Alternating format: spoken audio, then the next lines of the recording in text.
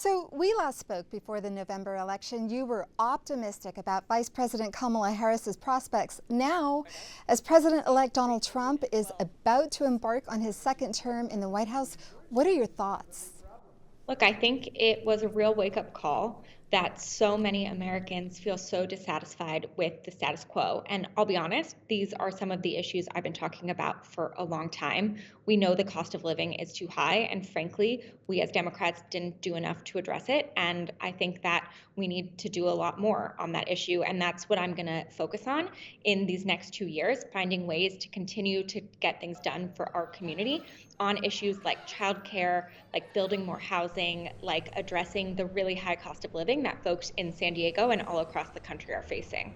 So, Congresswoman Jacobs, is there common ground between congressional Democrats and President-elect Trump? I know 300 groups sent a letter to the new Congress this week urging them to protect Medicaid, which Republicans are threatening to underfund. You know, it's really hard to tell at this point which Donald Trump you're going to get.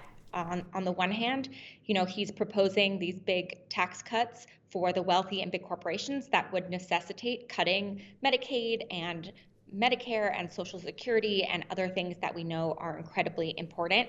On the other hand, people like Vice President-elect J.D. Vance spend a lot of time talking about childcare and the child tax credit. And so we're going to try and find areas to work across the aisle and actually be able to get done these things, while also recognizing that a lot of the incoming Trump administration's agenda will really hurt families in San Diego. Well, let's talk about mass deportations of undocumented people. Polls gauging Americans' support for this plan are mixed.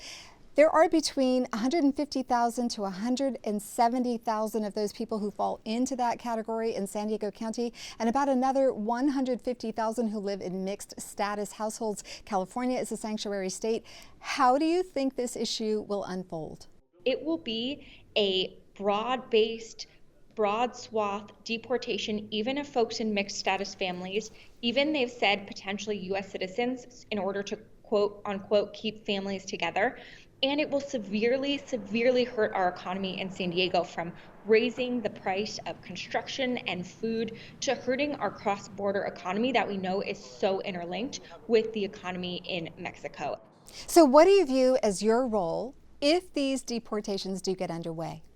For me, I'm focusing on the things that we can do. So number one, that's oversight, making sure that laws and statutes are actually being followed, that there is, in so much as there are legal protections, that those are staying in place, that we are putting pressure to make sure that there are humane processes in place.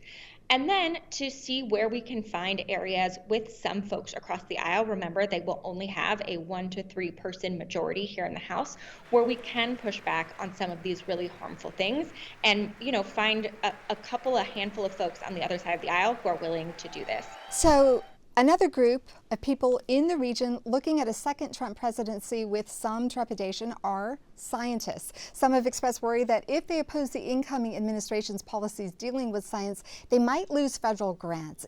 Is the fear justified? And if it is, what will you do to ensure that doesn't happen? We know that Republicans are looking for any way to cut funding, and really needed funding for our communities.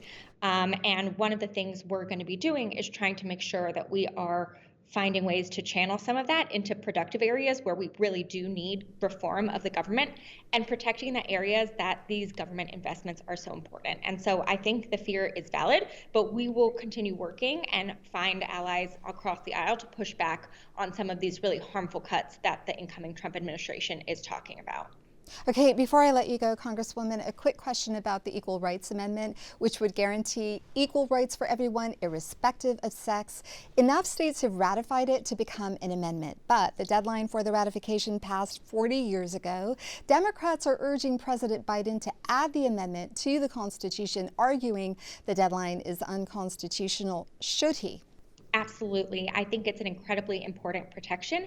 And given that we have a Supreme Court who picks and chooses what they think is actually textual, adding this kind of important provision to the Constitution will help enable that we are able to push back against some of these really harmful things the new administration is going to do, and will make sure that I, as a young woman, actually are able to have rights. And right now, I have fewer rights than my mom and my grandma did. Okay, we're going to leave it there. Congresswoman Jacobs, thank you so much for speaking with me today. Of course, thanks for having me.